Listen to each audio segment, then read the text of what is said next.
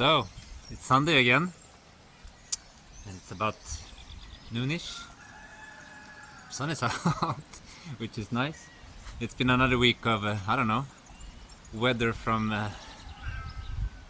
all four corners, I think. We had mostly been rain and cloudy and a bit cold, and yesterday we had hail actually.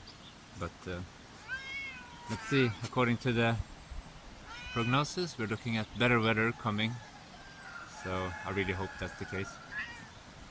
Anyhow, it's been a very eventful week. I had to help a friend in the village, and I had to pick up the car, which is a funny story actually. I picked up the car with the help of a friend. Cause first we, because my friend or neighbor here actually had his car in the workshop. So we took Luigi into town, and then changed it for the new car, my new car, and then did some errands in town, and then he picked up his car, and then we were heading back to the village. And then the car I picked up just died.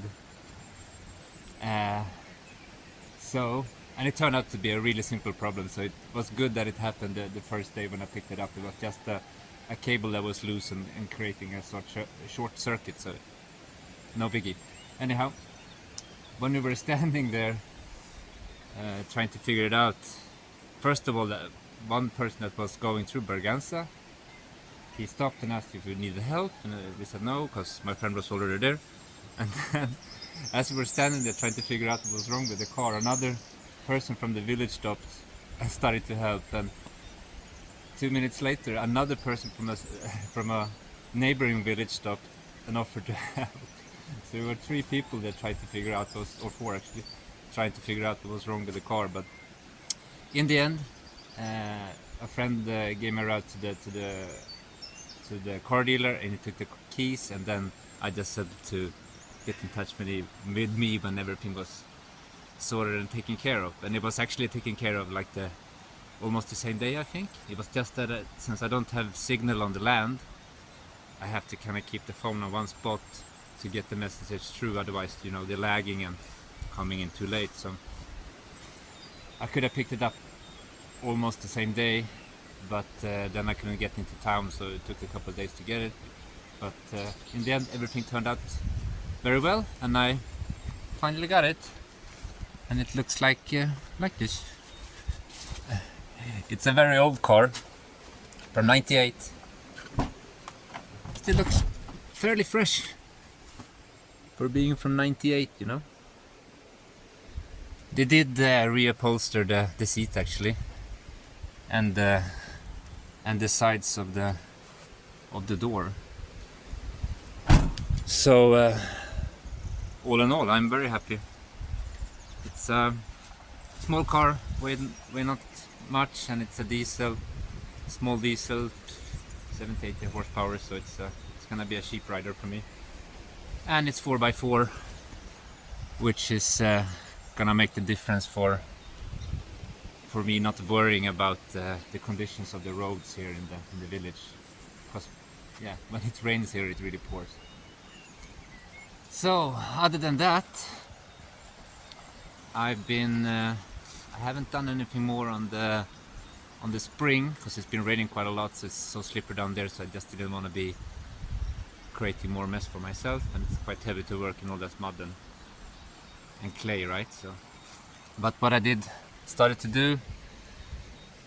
to rough out, this was here from the beginning, right? A passage over for the ditch, but I added another track just to make sure that a tractor can pass in through the fields, because since I don't have a tractor or a big lawnmower of sorts, this field still needs to be cleared at least once, possibly twice a year, due to the fire hazards, right? So you want to try to keep the grass short as much as we can. So what I usually do, I just ask someone in the village to help me out, and they come when they have the time and just cut the grass for me, and you know, That's what it is.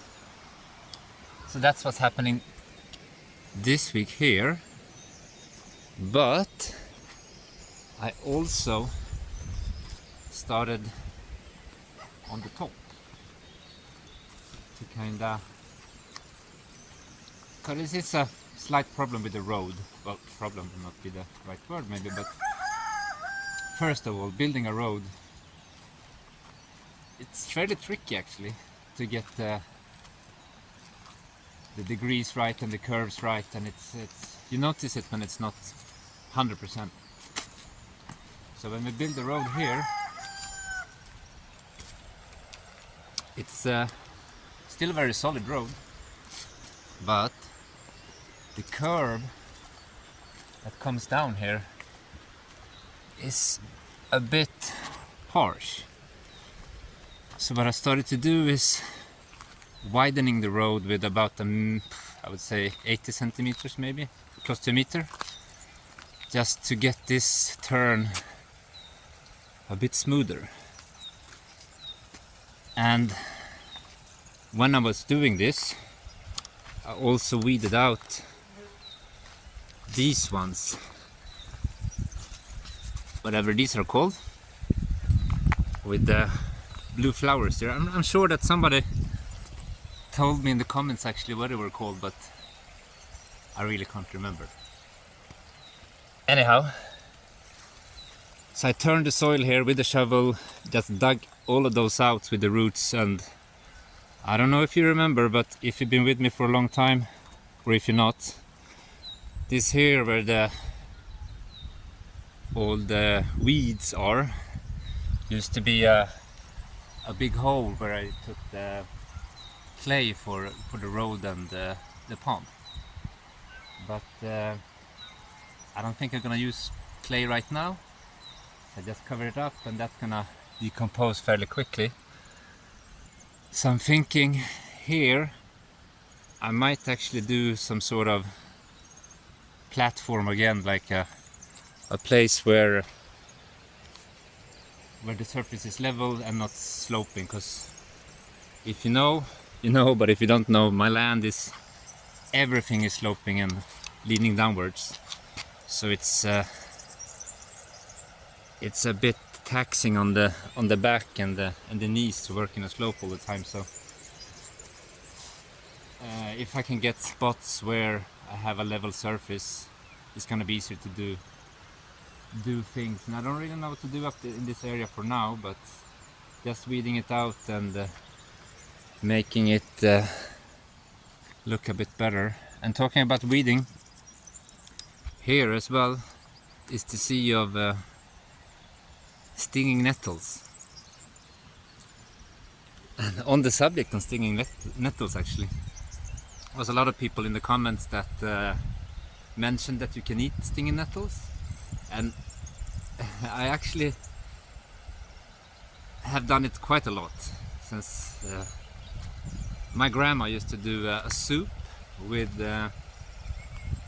stinging nettles in the area of the like the baby leaves, and then she made a soup, and then we had the soup, stinging nettle soup with eggs, which is really good. It's I guess it was milk-based, cream-based soup, a bit milky in it, and it was really good actually.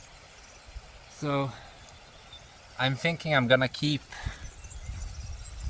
the stinging nettles there, just because for now, and then I'm just gonna contain it in a smaller area, because this is quite, as you can see, it leans down fairly hard, and it's a bit hard to do the weed whacking here. So I'm thinking I'm just gonna contain the stinging nettles in a general area, and then as long for the slope, right?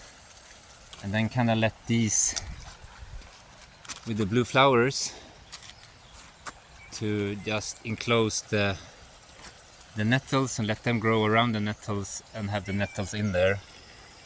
And as I said, I think I'm gonna start to landscape with as much of what the land has to offer, because what I kind of figure is that weeds are weeds, sure, but if you put them in a higher concentration, they still look nice. You just need to put them in a place where they look good, and then, I mean, they're weeds, right? So you don't need watering or anything. Just make sure that they're not intruding where you don't want them to intrude, and they're probably gonna look nice. So this is gonna kind of be the first experiment area of just using what's ever here. So concentrating the stinging nettles and whatever is gonna fit in here, but I think just here stinging nettles and from the slope, and I already started with these ones here as well, because these are so-called weeds. And I'm gonna try to let these ones grow here and see what they create. Oh, hello Toadie. He's just jamming in there. So yeah, that's what I'm gonna try to do more landscaping. By the way, landscaping is starting to be a really fun activity. I think it's starting to be a favorite activity actually, because you're shaping the land and making it a bit more alive, I think, with the hills and slopes, and making some nice points of interest. And as I said, here I'm working on widening the road, right? And that also needs to be taken on this side, because as I said, it's nothing really wrong with the slope here. It's just that it's just a bit narrow. So even I have the tendency to, when I go up, I cut it close here. You can see by the tire tracks, that's where everybody drives when they come down. So it just makes good sense to widen the road to cover where people drives, instead of trying to push people to drive somewhere else where they don't drive. And that of course extends to this side as well, because here, you know, you have so much water going everywhere. And here is another point where while cutting the corner a bit tight and then driving over this part here, which clogs up the ditch, and the water leads out on the road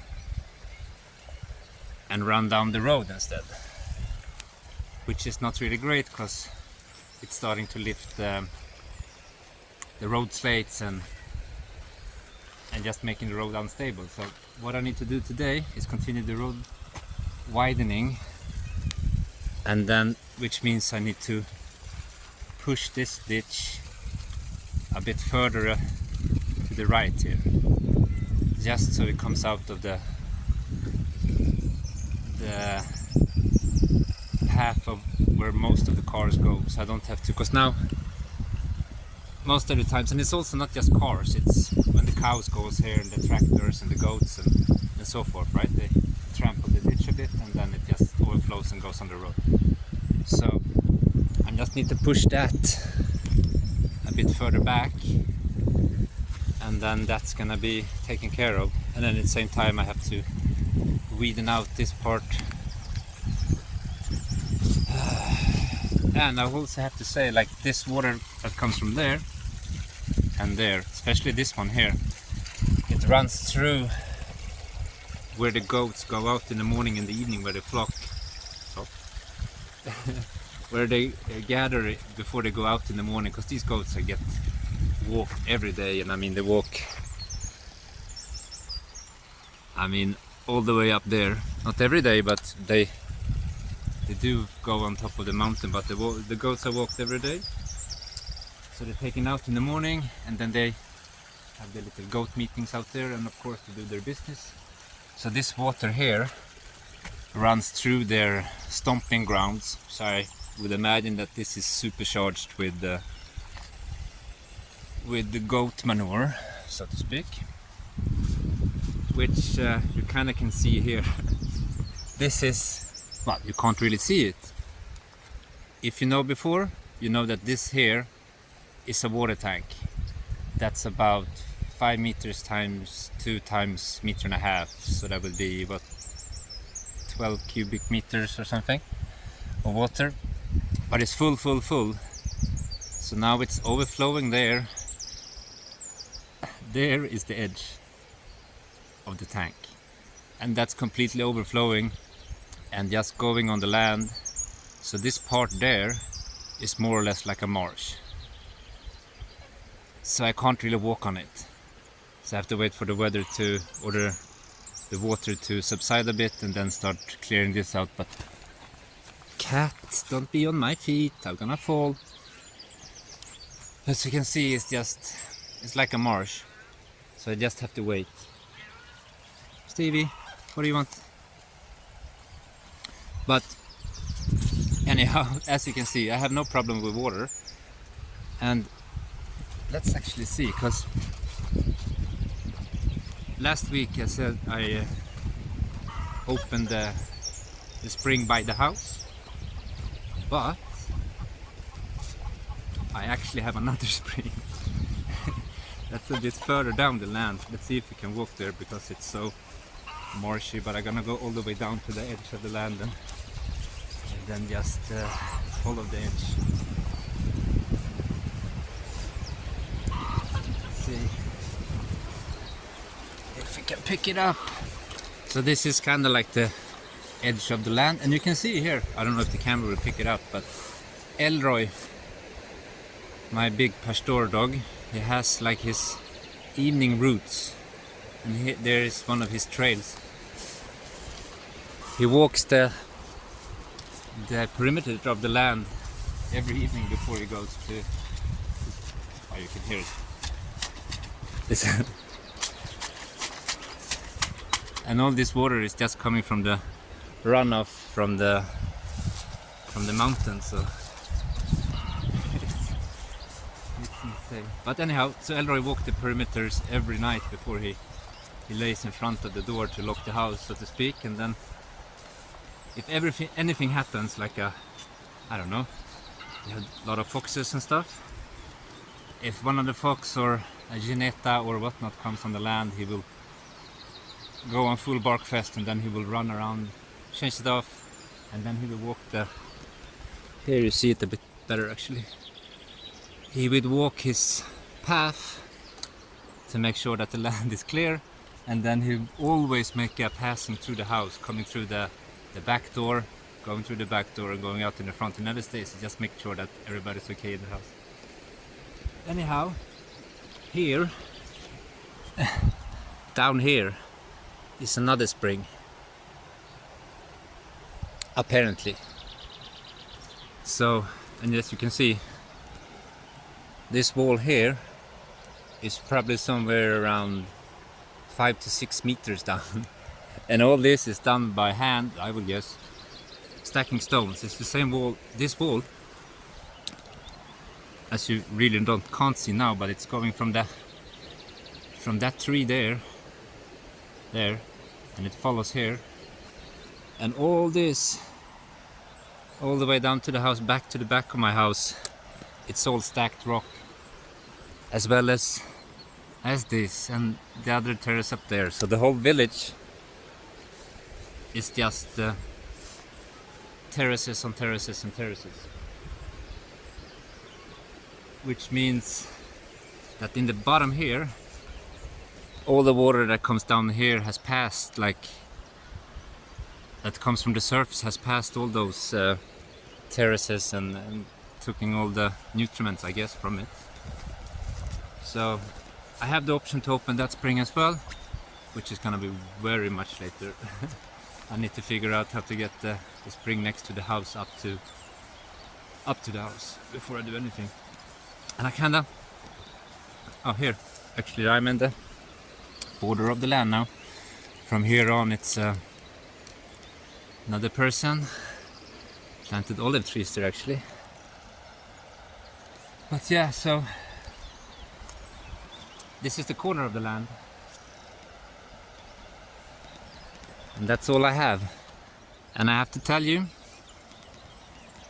or I should say actually, if you're planning on doing homesteading by yourself, you should really consider how much land you need, because all land needs to be taken care of, and this is already too much for me to take care of by myself. So although it's tempting to have a lot of land, it's also a lot of work to have a lot of land. So I think you just have to gauge your situation of how much land you really need. But in retrospect, I could do with half of the land actually. But here comes Stevie.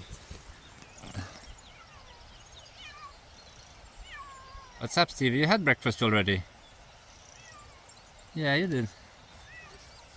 Anyhow, these are the first tree we planted on the land. We had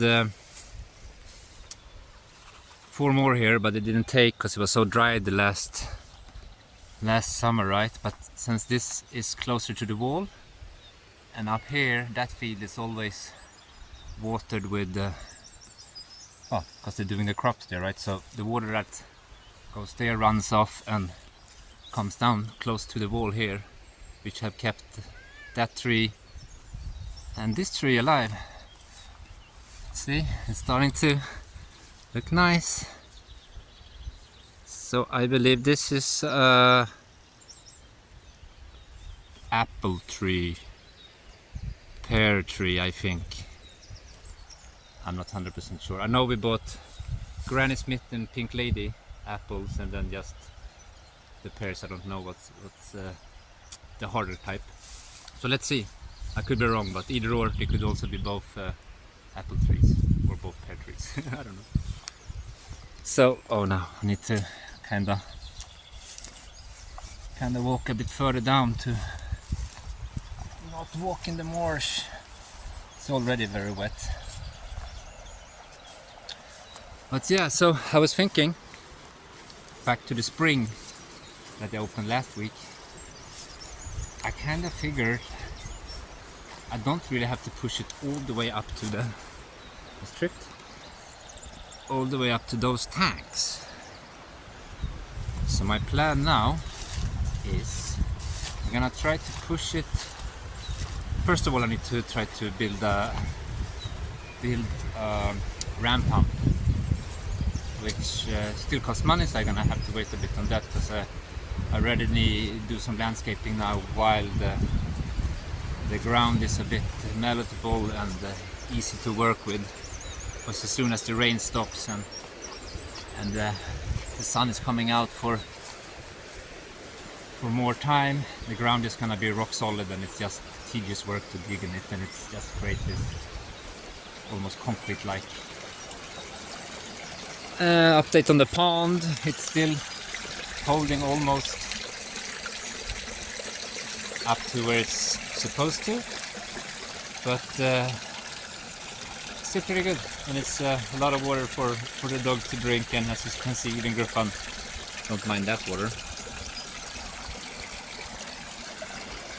So it's all in all, the pond, I think it's we can call it a success-ish. I'm pretty happy with it. It's just, it doesn't go as high as I want to, but it really doesn't matter. It's just what I thought it's gonna go to. Now it expels the water at the height that it produces water, so I think we're fine. And once again, I don't know, we're calling this the delta area. I have seen more frogs and stuff like that, and those insects that walk on water. I don't know what the English word is for it, but in Swedish is skräddare, tailor. And yeah, I think that's it. And oh yeah, I did was this week, but I removed the weeds on the collection ditch, like this ditch here. It's just to collect all the water so it doesn't go on the road. Some of it still leaks out, but you can see just the mountain itself is just expelling a lot of water, and it comes down out here at the bottom. So as we said before, I'm just collecting it here to make sure that the water is not going on the road. And I kind of left the mint here. And now afterwards, I really think I need to take off the mint. because we all know that, even I know, that mint has root systems that just multiply and multiply and create havoc in the end. And having them mint around here, I think that's in the end is just gonna clog up the drain that goes to this side. So I'm thinking I will just remove the mint, and hopefully stuff like this will take over, because this is also weeds but stuff like that grows naturally, and moss of course, and it's already starting to take over here. And like this, I don't know what this is, but it's not ugly, right? And it's growing here as well, just taking over the wetlands a bit, which is brilliant. And the more of that stuff that grows, the less of the nasties I have to take out. By the nasties I mean mostly stinging nettles and silvas, brambles, because silvas and brambles seems to like each other.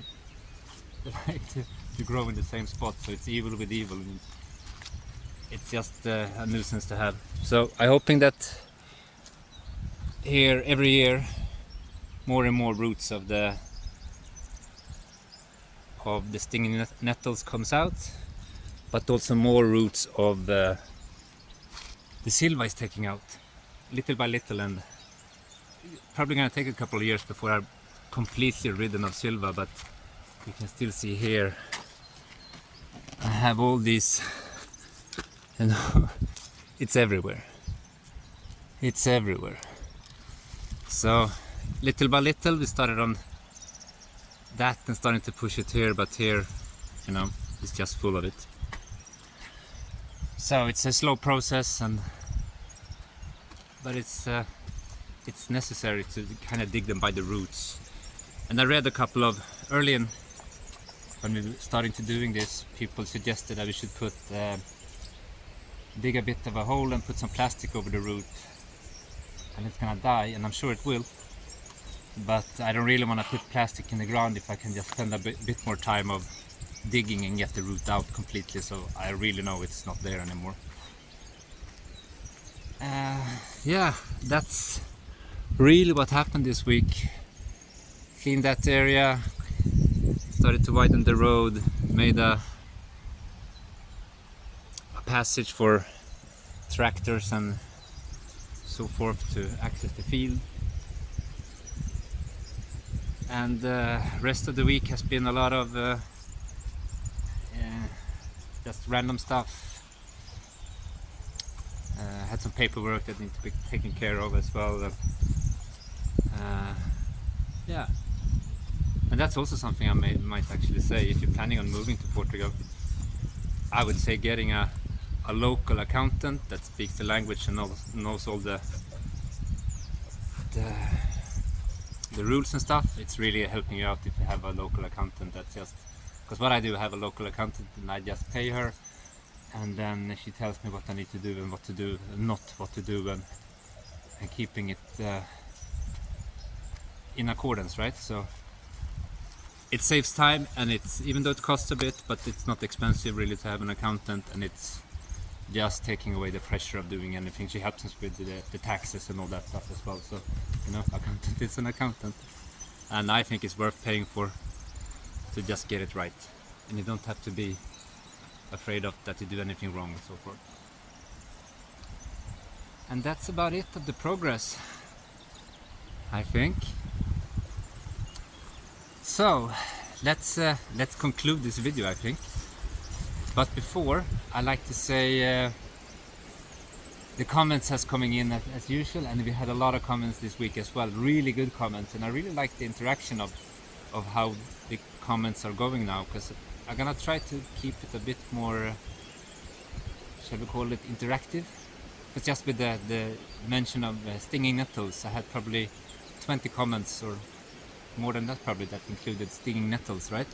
So it was a subject or a topic that people were kind of interested in, or had their 2 cents about it, and I think maybe I just addressed stuff like that people really are interested in, because it's creating a common point of interest, right? So like I did with the side of the house, and people had some questions. Since I have so much to do, and I really would like to start answering all the questions, but or the comments, it's just not feasible right now. It's I don't really have the time, and I'm still working on the infomercial as well to make the numbers, as I said, present all the numbers of growth of the channel, subscribers and so forth. I'm still working on the layout. I kind of have the data taken, what I need, or what I think I should include in it, and now I just need to work on the layout, which is a bit tedious task. I have a couple of suggestions, but I'm not really happy with them, so I'm just gonna continue fiddle with it and publish it when it's done, really. And other than that, also I would really like to mention that thank you so much for the people that's donating. And this is a subject I really don't like to talk about, but I will never ask people to donate money or give money, because Cindy and I believe very much in open source, and these days it seems like you have to pay for absolutely everything. So if you can get some Sunday entertainment free, I think we should keep the Sunday entertainment free, right? Even if it's just for 30-40 minutes, which means that I most definitely positively never gonna add some sort of payment options to the channel. And donations should always only be made if you really have enough money to make a donation. It's not, I'm never gonna ask for it, that's what I'm trying to say. So thank you so much for donating, but please don't feel obliged to do it. It's the way we kind of reasoned is that advertisers pay for showing their ads on YouTube. Therefore, the ad people that places their ad should pay for the content and not the viewers. That's my belief, or our belief, and it continues to be my belief. But anyhow, thank you so much for the people that did donate and so forth. But as I said, I've never asked for it. And the comments has been really good. It's I can't remember how many we have now, but it's close to 200 again, I think. And it's the interaction on the comment section is starting to be a bit more in between subscribers as well. I see that more and more people like each other's posts, and some starting to comment on other people's comments, which is also adding another layer of the algorithm. Comment on a comment is higher value than just a comment, I would think. I could be wrong, but it just makes sense that a comment on a comment is and it's an interaction on interaction, which makes it more valuable. So yeah, I've seen a rise in that, which is fun. And I don't know how long I recorded, but it was a far bit. The battery died on my phone and I didn't notice it. Anyhow, I'm gonna summarize again, I guess. Yeah, thank you so much for just watching, and keep on commenting, and please make sure that you are still subscribed to the channel, because I have had some problems with YouTube unsubscribing subscribers. So just make sure, if you want to keep being subscribed, just make sure that you're subscribed. And the way I notice it is because people do have commented on it, and yeah, basically that's it. And then I see the numbers, and then people are starting to comment, and anyhow, just make sure that you're subscribed if you want to be subscribed. And if you're new to the channel, please do subscribe to make the channel grow, so I can continue building stuff, and hopefully in the future I'm gonna start doing build videos, which is looking more and more like an option, but let's see how it goes. So once again, now when I do this closing again with the battery die, thank you so much for watching, and yeah, keep on commenting, and thank you for supporting the channel, and see you next week, I hope. Okay, bye now, ciao.